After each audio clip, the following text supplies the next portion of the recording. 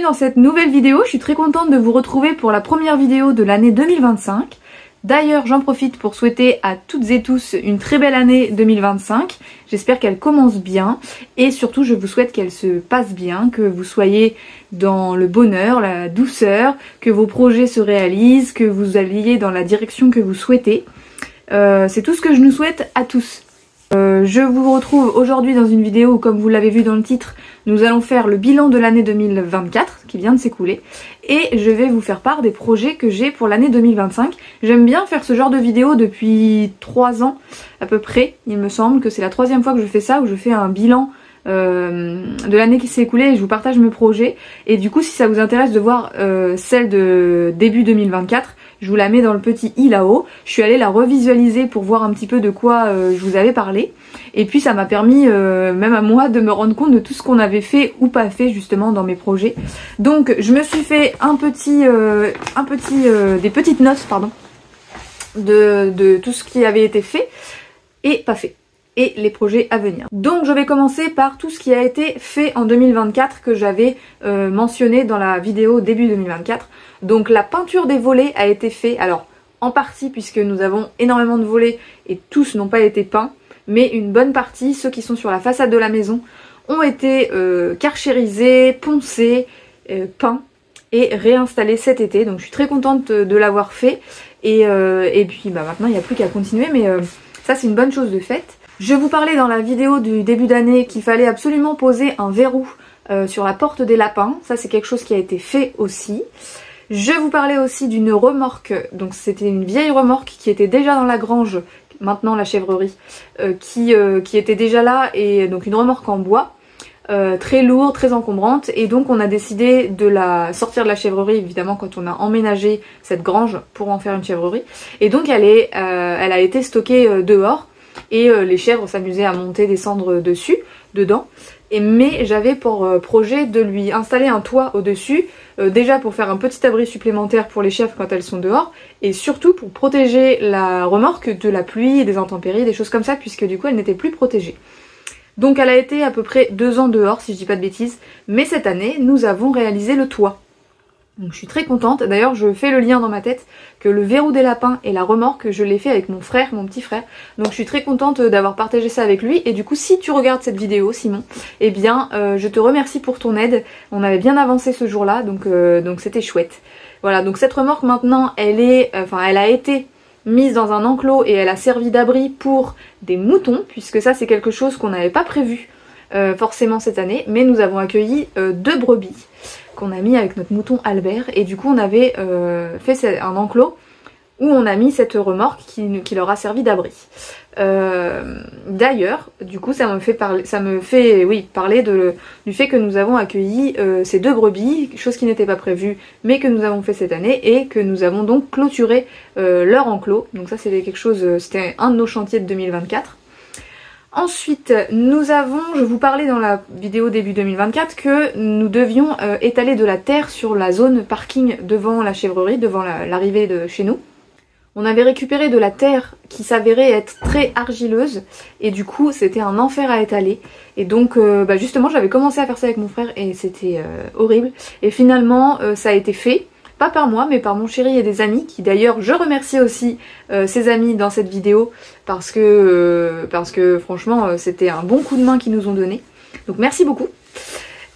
Ensuite je vous avais parlé de réservoirs d'eau qu'on voulait installer, puisque c'est vrai que depuis plusieurs années, eh bien l'été on manque d'eau, et donc c'est gâché un petit peu de laisser, enfin c'est gâché, ça va dans la nature, mais d'avoir des réservoirs d'eau c'est quand même plutôt chouette, et ça devient de plus en plus nécessaire de nos jours. Donc cette année on a installé 3 réservoirs d'eau. Donc on avait déjà un réservoir d'eau côté Sublime, mais du coup on l'a déplacé quand on a changé un petit peu cette cabane. Et donc on avait 2 autres réservoirs d'eau qu'on voulait installer, dont un à côté de la chèvrerie. Donc ça c'est quelque chose qui a été fait, qui a été raccordé à la descente de gouttière, donc ça c'est trop cool.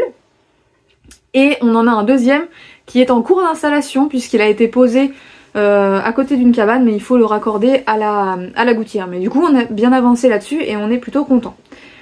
Ensuite, chose que je n'avais pas parlé il me semble dans la vidéo parce que ça rentrait pas dans le cadre de la ferme, mais ça fait quand même partie de notre temps et de notre investissement dans notre maison et tout ça. On devait retaper la salle de bain de notre maison.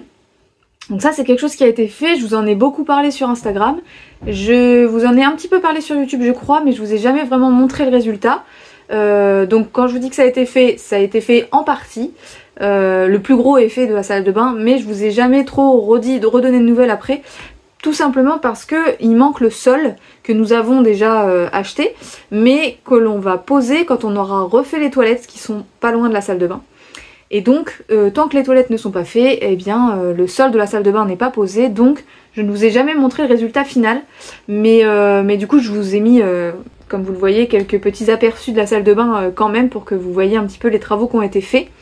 Et on est très content d'avoir notre salle de bain et voilà, on a hâte du coup de finaliser tout ça en retapant les toilettes et en posant le sol. Voilà, tout ça me fait une belle transition sur ce qui n'a pas été fait ou ce qui n'est pas terminé et qui sera à faire en 2025. Donc en 2025, ce qu'il faut faire, donc c'est le reste des volets comme je vous disais. Finir bien sûr la salle de bain et les toilettes.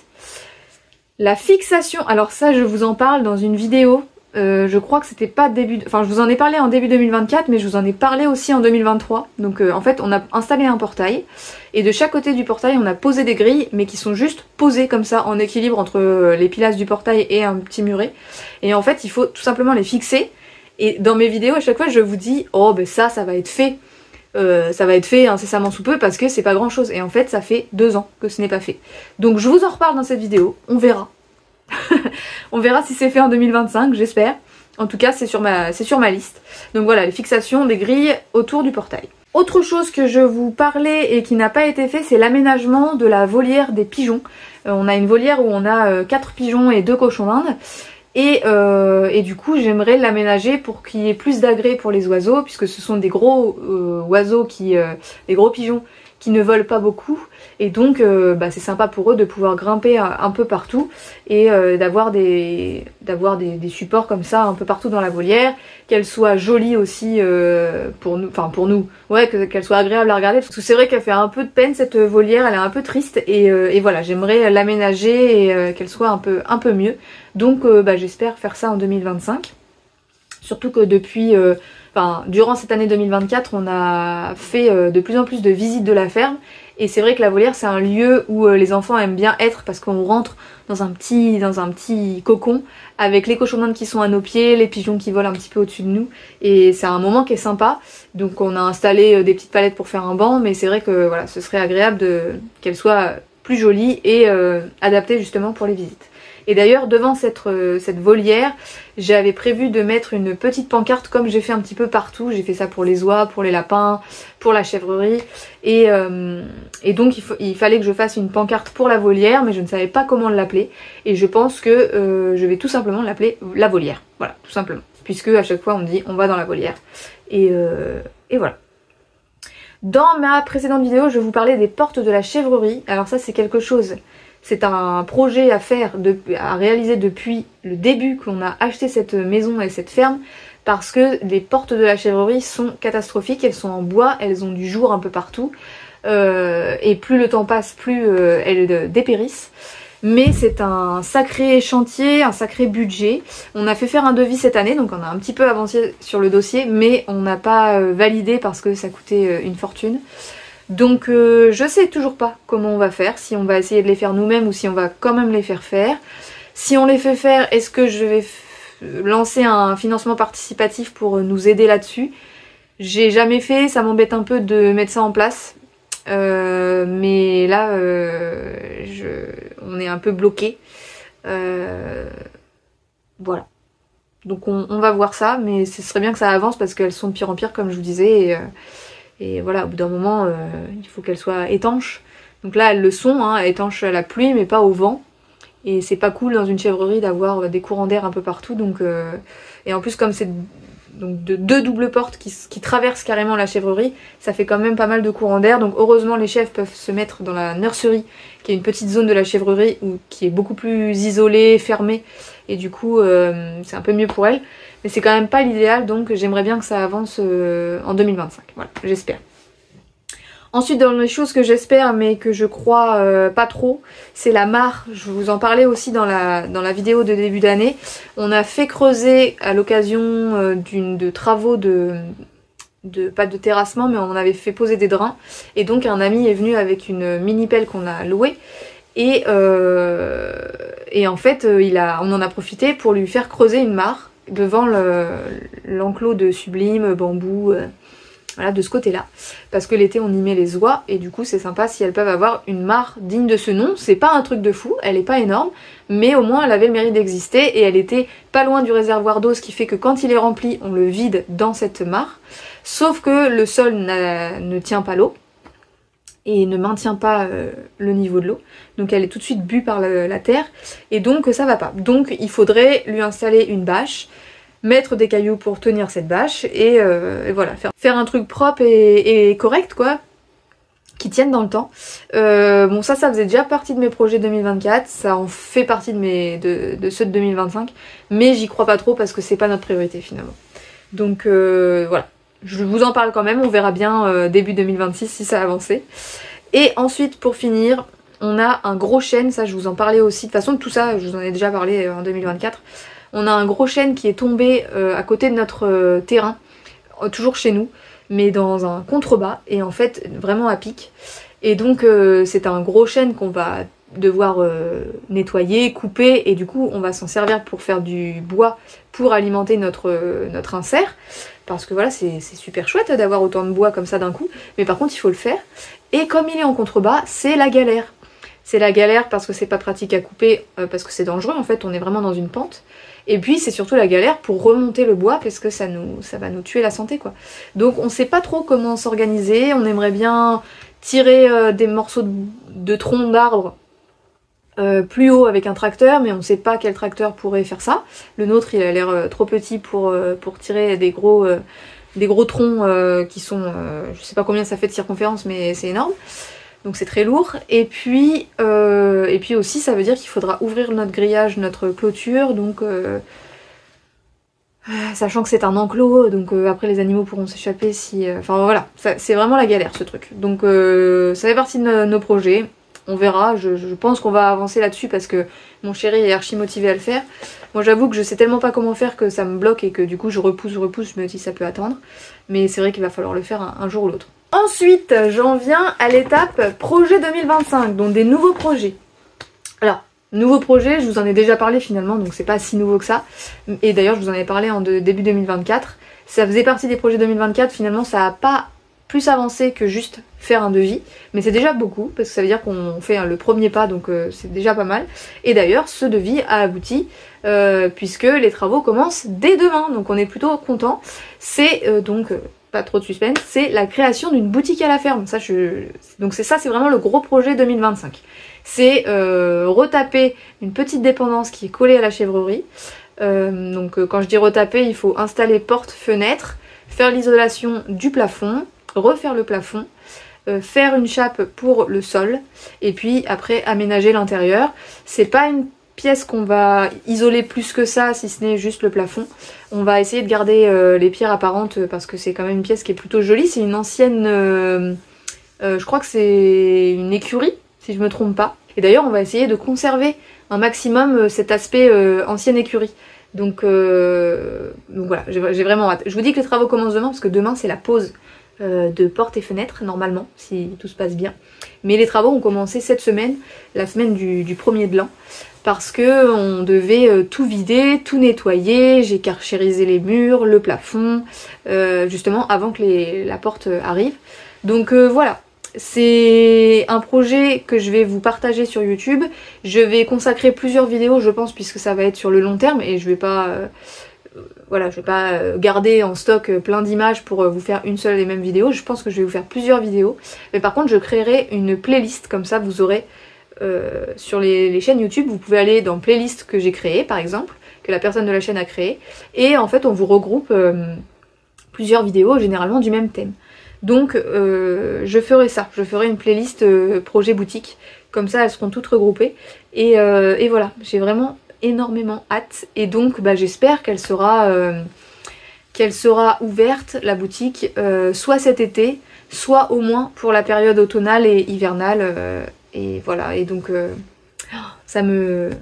Je bouillonne d'euphorie, enfin de joie à ce sujet, parce que c'est vraiment un rêve qui va se réaliser, donc voilà.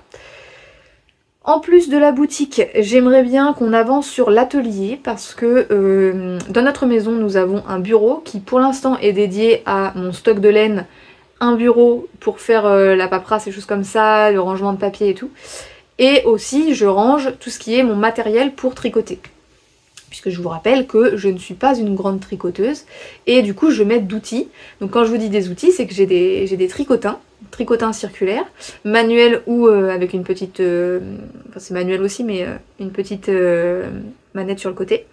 Et j'ai aussi une machine à tricoter, et en fait j'ai eu l'occasion d'en récupérer 2 autres. Donc j'ai 3 machines à tricoter, elles font pas toutes les 3 les mêmes choses. Pour l'instant je m'en suis servi que d'une parce que les autres prennent trop de place, et donc avec mon chéri on a décidé que la partie, je vous en ai déjà parlé aussi sur ma chaîne, mais on a une partie studio en face chez nous, qui était anciennement, quand on a acheté la maison, un studio pour les amis de la famille, les choses comme ça. Nous quand on est arrivé ici on a décidé de mettre nos reptiles dans cette maison, puisqu'on avait quelques lézards, tortues et quelques couleuvres. Et finalement depuis qu'on a acheté cette maison on a eu des pertes, puisque c'était des vieux individus, et voilà ils ont fini par mourir. On n'en reprendra pas d'autres, parce que d'ailleurs on n'a pas cherché à les avoir spécialement, c'était des occasions, bref. Donc du coup actuellement il reste 2 lézards et 2 serpents, et ce studio est divisé en 2 pièces. Donc il y aura une pièce qui sera un petit peu kitchenette avec les serpents et les lézards, mais il y aura une pièce à côté où je vais pouvoir installer tout mon matériel pour tricoter, et ce sera mon atelier de création. Et j'ai vraiment hâte, puisque je tends vraiment à faire de plus en plus de choses moi-même autour de ce monde de la laine, de cette activité de la laine. Et donc voilà, j'ai hâte de pouvoir ranger tout ce que j'ai, et puis de pouvoir me poser pour créer justement, et créer de plus en plus de choses, de produits faits ici à la ferme par mes petites mains. Donc voilà, et ce sera un atelier que je pourrais faire visiter aussi aux gens qui viennent visiter la ferme. Voilà, donc boutique dans un premier temps, c'est la priorité. Ensuite atelier, je pense que ce sera pas effectif, mais par contre ça va sûrement avancer dans l'année. Je me suis marqué salle de bain et toilettes, mais ça je vous en ai parlé juste avant. Et aussi, c'est plus petit, c'est une plus petite échelle, mais il faudra que ce soit fait, c'est rajouter des box de naissance dans la nurserie de la chèvrerie, puisque actuellement, donc je vous disais, on a un coin nurserie, donc c'est... La chèvrerie est divisée en une grande partie et une plus petite. La plus petite est mieux isolée, puisqu'il y a un plafond avec au-dessus le foin. Donc elle est plus petite cette partie-là. Les chèvres ont accès aux 2 parties, sauf quand il y a des mises bas. Là j'isole les mamans dans cette petite partie pour qu'elles soient tranquilles avec leurs petits. Et vraiment le moment de la mise bas, ou alors le premier, 2, 3e jour, j'isole la maman et le bébé dans un box pour que le petit soit toujours collé à sa mère et qu'il puisse téter facilement, que la maman s'en occupe. Voilà, on maximise les chances en les mettant vraiment dans un endroit restreint, mais ça c'est le temps de 2-3 jours comme je vous disais. Et donc j'ai que 2 box, sauf que l'année dernière c'était un peu ric-rac, puisqu'on a 2 chèvres qui ont mis bas en même temps, dont une avec les triplés, une chèvre qui avait mis bas un peu avant, donc finalement elles étaient 3, on jonglait un petit peu pour les nuits. Heureusement la première avait mis bas quand même plusieurs semaines avant, donc heureusement. Mais là cette année j'ai mis 5 femelles à la repro, et donc je me dis s'il y en a 3 qui mettent bas en même temps, et ben on est dans le caca. Donc il faut rajouter des box de naissance, donc j'aimerais en rajouter 2 je pense. Comme ça on aura 4 box. Généralement elles mettent pas bas tout en même temps, mais voilà, si il y a 2-3 jours d'intervalle, des fois ça peut bloquer. Donc il faut faire ça. Voilà pour les projets matériels en tout cas de 2025. Les gros projets.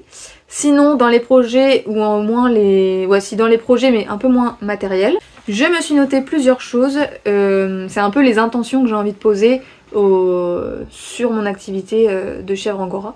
Et j'ai envie d'augmenter les visites à la ferme bien sûr. Donc déjà cette année, en 2024, j'en ai fait pas mal. Alors quand je dis pas mal, c'est... vu que c'est le début, c'est forcément plus que les années d'avant. Mais je pense, j'ai pas du tout calculé, mais je pense que j'en ai fait au moins une dizaine. Et alors sur une année c'est pas grand chose, mais du coup je tends à inviter de plus en plus les gens à venir visiter la ferme. À chaque fois que je fais des marchés de Noël, je rencontre des nouvelles personnes et je propose des visites. Donc je pense que ça va découler dans l'année. Souvent je conseille aux gens de venir au printemps parce que c'est vrai que c'est le meilleur moment. Là en ce moment tout est gris, tout est boueux, c'est pas terrible. Mais au printemps il fait beau, la nature est plus agréable et les bébés sont nés généralement. Donc ça c'est plutôt chouette pour les gens. Donc voilà, j'aimerais augmenter les visites à la ferme. Pour tout ce qui est marché, j'aimerais faire plus de marchés que je n'en ai fait cette année, même si j'en ai fait plus que l'année d'avant forcément. Donc ouais, j'aimerais... et des marchés ciblés, comme je vous disais dans ma dernière vidéo, il faut vraiment que je réfléchisse correctement à quel marché je veux participer. Donc là, pour le printemps et tout ça, ça va être surtout des fêtes de la nature, des marchés artisanaux. Vraiment, je vais cibler pour que les gens qui viennent sur ces marchés soient déjà sensibles à ce que je peux proposer. Donc voilà, je vais essayer de m'inscrire à plus de marchés que je n'ai fait en 2024. Je vais mettre en place des nourrissages publics. Donc en fait je pourrais proposer à des gens de venir participer à des nourrissages pour les animaux. Donc voilà, le matin, avant de m'occuper de mes animaux, on pourra se donner rendez-vous pour faire ça ensemble. J'aimerais aussi mettre en place des ateliers autour par exemple du tri de la laine. Ou au moment de la tonte. Voilà, j'aimerais proposer des ateliers autour de cette activité de transformation de la laine en tout cas. Et j'aimerais aussi faire des événements, donc ça c'est sûr que quand il y aura la boutique, ce sera plus simple aussi de créer des événements à la ferme. Voilà. Je vous en dis pas plus parce que je grouille d'idées, mais je sais pas exactement ce que je ferai, mais en tout cas voilà, je vais développer les nourrissages en public, les ateliers et les événements à la ferme. Ensuite, je veux réorganiser mon temps, mon travail, mes priorités pour pouvoir avoir plus d'espace pour la créativité puisque comme je vous disais, j'aimerais créer de plus en plus et pour ça, il faut avoir du temps. Et cette fin d'année m'a fait vraiment prendre conscience qu'il fallait que je réorganise mon temps de travail parce que je vous rappelle que je n'ai pas que ça comme activité, je travaille à côté. Alors certes je suis à 80%, mais voilà, là j'étais épuisée en fin d'année et j'ai envie de remettre un petit peu d'ordre et de remettre à jour mes priorités. Et bien voilà. Ah si, je me suis marqué que je voulais m'investir dans le potager cette année aussi. Je vais avoir plus de temps pour m'investir dans le potager puisque j'ai envie qu'on mange nos propres fruits et légumes. Cette année, c'était déjà, en 2024, c'était déjà l'intention qui était posée. On a fait un petit potager, mais c'était pas la folie. Et donc, voilà, j'ai envie de m'y remettre et toujours en montant un petit peu les curseurs. Voilà, je pense que j'ai fait le tour de ce qui a été fait en 2024 et nos projets 2025. N'hésitez pas à me faire vos retours en commentaire, me dire ce que vous en avez pensé, me dire si vous étiez déjà là début 2024 et si vous avez suivi cette année. Si vous m'avez d'ailleurs suivi cette année, je vous remercie beaucoup. J'en profite aussi pour remercier tous les gens qui me suivent, qui me soutiennent et qui m'encouragent. Je vous souhaite du coup encore une très bonne année 2025 et puis je vous dis surtout à dimanche prochain. Et oui les amis, voilà, allez, gros bisous et puis à bientôt.